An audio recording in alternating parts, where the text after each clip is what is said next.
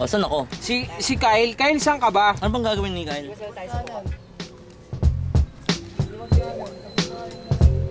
Ito kay Kyle. Uy! Dalawa yan, dalawa. Red at blue. Ano to, evolution? Every time na nagmi-meet? Evolution? Pabangis ng pabangis kaya.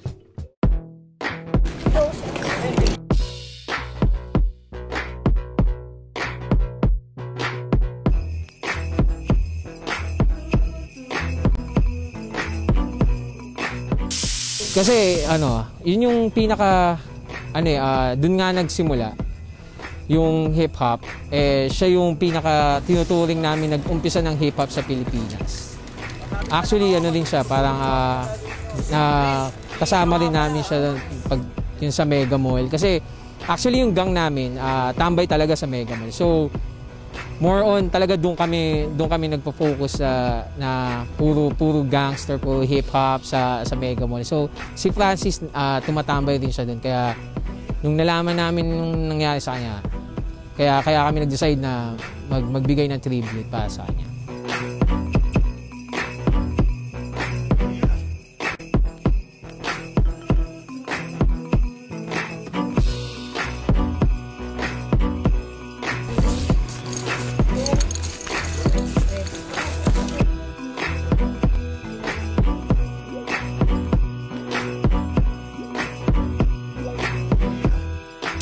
Siyempre honored kasi, di ba, parang tribute to para sa King of Filipino hip-hop.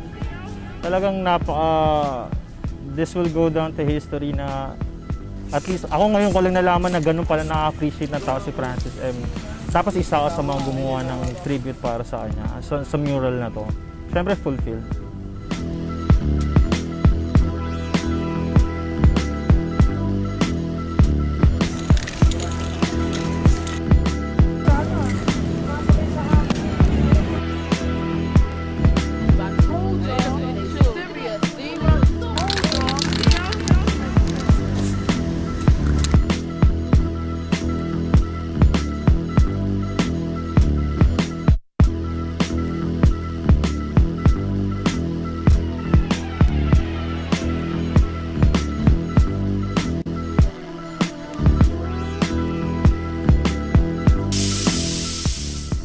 Iba-iba kami.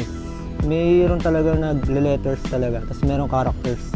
So ako, most ng mga characters, pero nagle-letters din ako.